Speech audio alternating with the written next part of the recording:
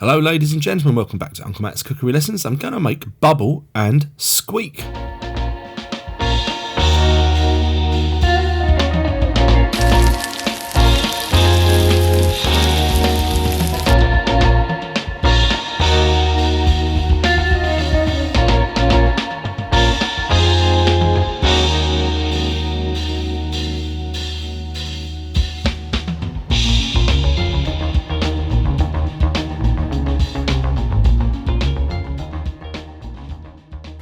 Hello, I'm going to be making some bubble and squeak in this video, which is basically a really simple British recipe, or not even recipe, it's a mix of ingredients from leftover vegetables, mostly potatoes and cabbage from a roast dinner, and we're going to smash it all up, we're going to fry it in a pan. It's really lovely, classically maybe even had for breakfast, quite a fashionable trendy brunch nowadays as well. Anyway, I'll crack on with it, and I think you're going to really like this one. Alright, so on my board there's my leftovers. Got some roasted root vegetables, some stuffing, cabbage, broccoli and potatoes. So these are roast potatoes, and all I'm going to do is just roughly hack these up. I want some texture here. Traditionally this dish would also have mashed potato in it, and that's why I've just boiled off a few extra potatoes. I'm going to squish up with my hands like that, and that's going to be the sort of the binding ingredient.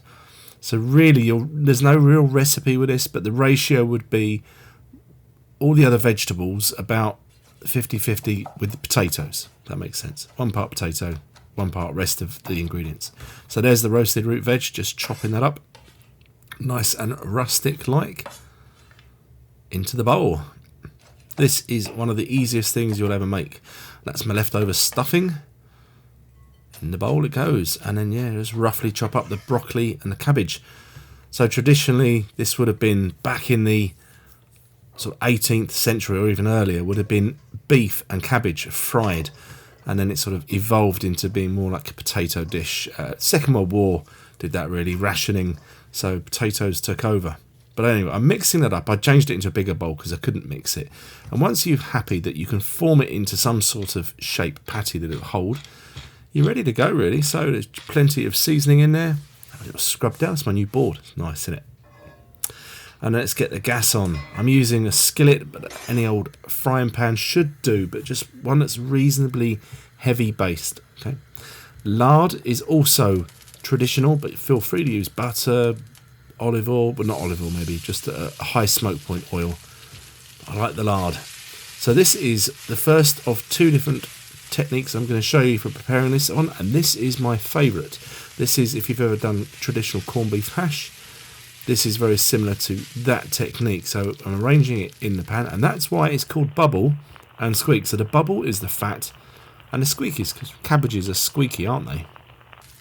But yeah, so this technique here, get underneath it, flip it a bit over, hopefully get a bit of colour on there. That bit wasn't ready yet, and a bit there, beautiful, lovely. So keep going.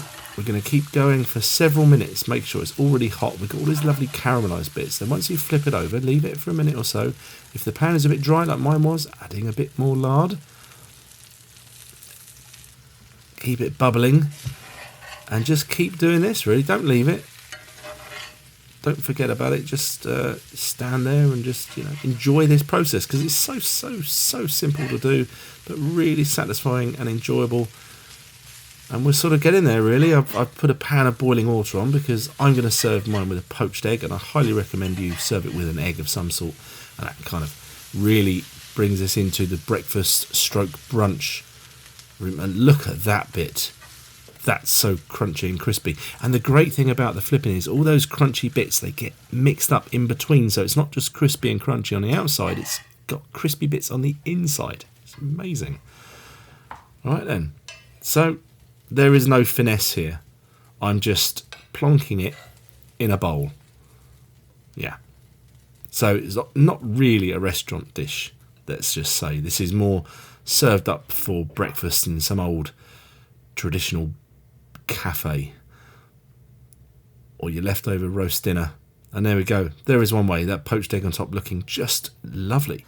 Now let's show you another way. This is slightly more fancy.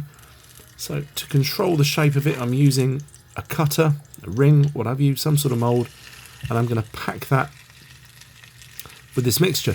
The reason why I don't like this as much as the other one, even though it looks a bit nicer, it doesn't have the crunchy bits all the way mixed all the way through. So taste and texture wise, I prefer the previous method, but this does look really rather nice, and I thought you might like to see it.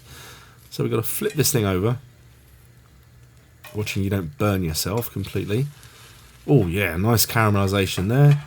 Just, yeah, stuck to the ring a bit, so just separate that, take that off. I added a bit more lard in there as well, it was a bit dry. And let's serve that in a bowl a bit more delicately, with a little more finesse, don't you think? And that's looking really rather nice too, isn't it? Get those extra bits in there.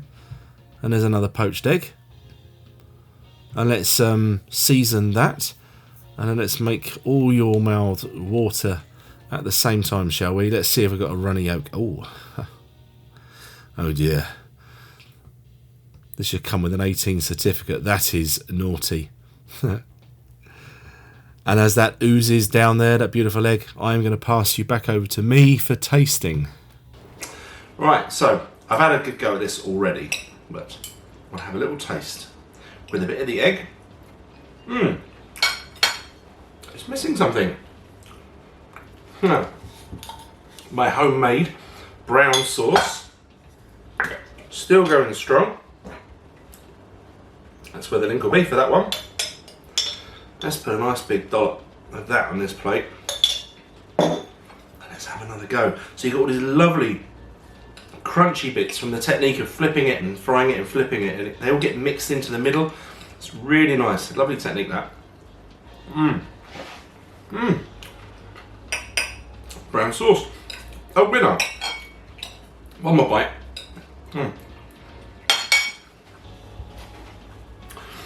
Got some leftover veg knocking around in your fridge? Why not have a go at making a very, very classic British bubble and squeak? Lovely.